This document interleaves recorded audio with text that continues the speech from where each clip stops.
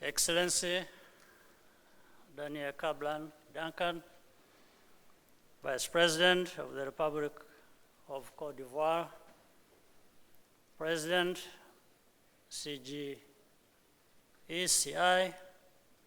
Jean-Marie Aka, the board members and Secretary General of CGECI, honorable ministers and senior officials, business executives, young entrepreneurs, distinguished ladies and gentlemen. I am delighted to be back in Abidjan.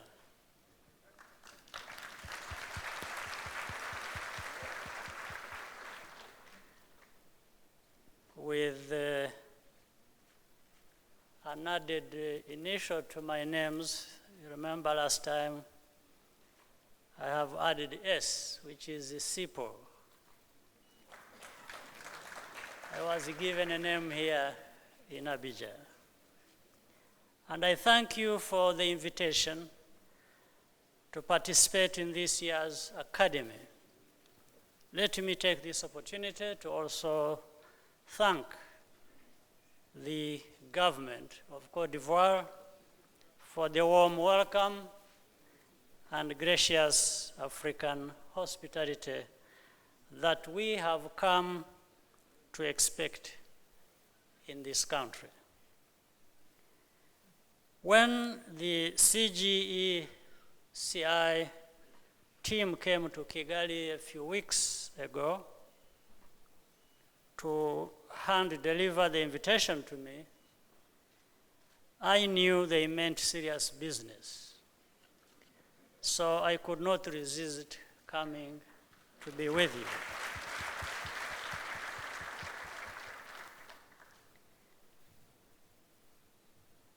So I'm not only happy to return to learn more about your work to develop the private sector in Cote d'Ivoire and the region, but also very happy to strengthen the ties between Cote d'Ivoire and Rwanda.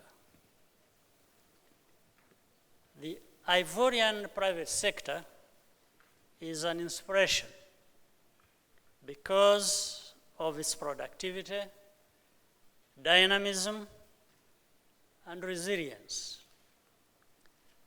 This has contributed to the recovery and rapid development of this great nation. The potential of Ivorian business to grow and be a pillar of this region and our continent's economy is very evident.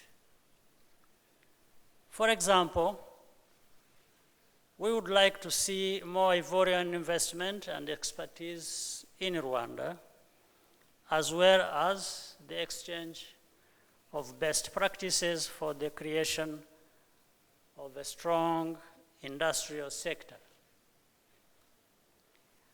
Companies in Cote d'Ivoire and around Africa can do much more to catalyze and finance local innovation. You Ivorians understand the challenges of doing business in African markets. Rwandans do, and many other Africans do, and the benefits of nurturing local enterprise. That's why I strongly recommend CGECI for your commitment to the next generation of African entrepreneurs with whom I look forward to interacting with later on. The theme of this year's conference on creating a conducive business climate is highly relevant. Efforts by many African countries to improve their business environments are bearing fruit, but we can all do much more.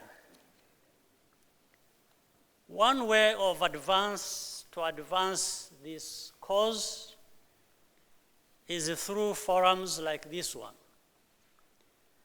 Coming together here, we make useful connections, share experiences, and learn from each other. The starting point is ensuring that relevant actors in both the public and private sectors get involved for the right reasons. Ultimately, what we seek to attract and retain,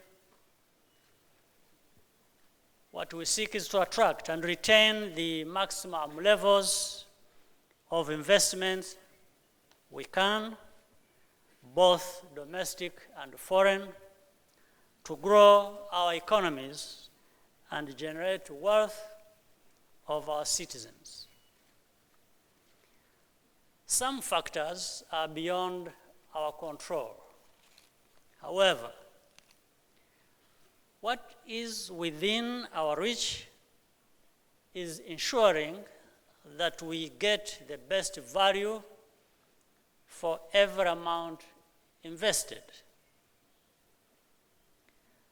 No opportunities should be lost to regulatory barriers or other delays and uncertainties of our own making. This applies to bigger economies like Côte d'Ivoire, as well as to countries like Rwanda, which have had a later start. For Rwanda, we made a deliberate effort to mobilize every branch of government alongside the private sector to contribute to business climate reforms. The stakes were very high, and a consistent focus on key indicators has led to good results. Therefore, there is no reason not to do what is within our capacity. We will all directly feel the benefits of doing just that. The timing is right, with Africa coming together to proactively shape our future through the African Continental Free Trade Area. This is an exciting and very promising development for our continent.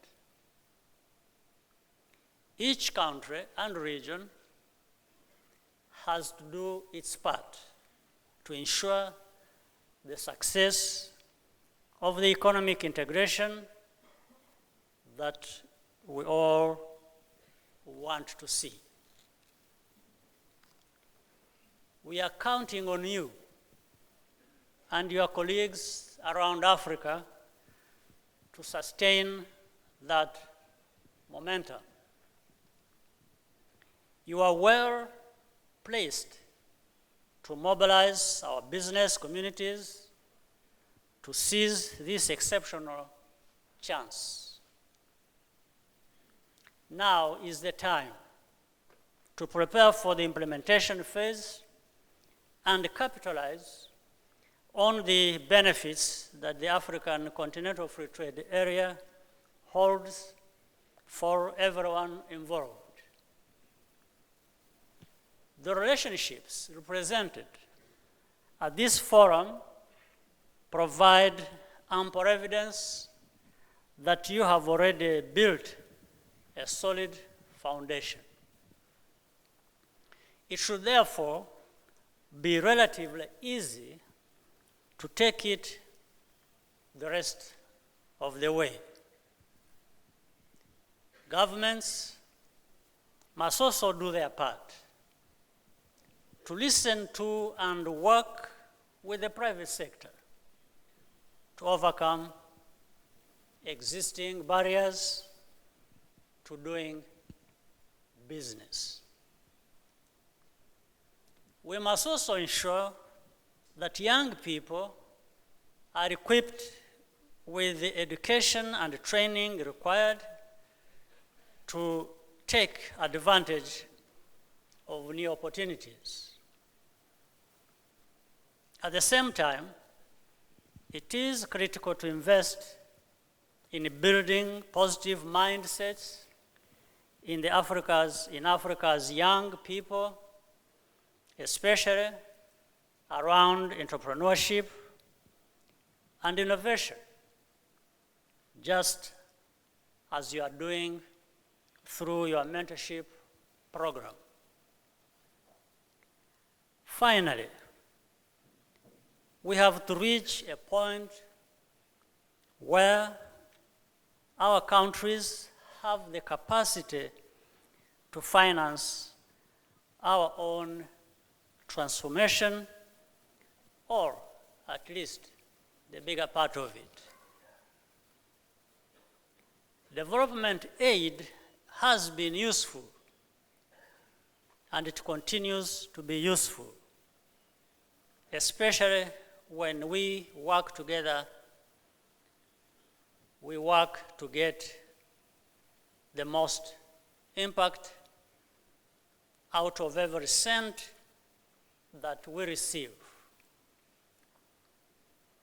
But the point has never been to remain independent forever, when we have always had the potential to be wealthy ourselves. Besides, there are much more productive ways for our continent to partner with various countries and regions for mutual benefit, including those that provide aid. This remains an urgent task, and the African private sector has an indispensable role to play. May I, on this note, once again, thank you all very much and look forward to more interaction with you. Thank you.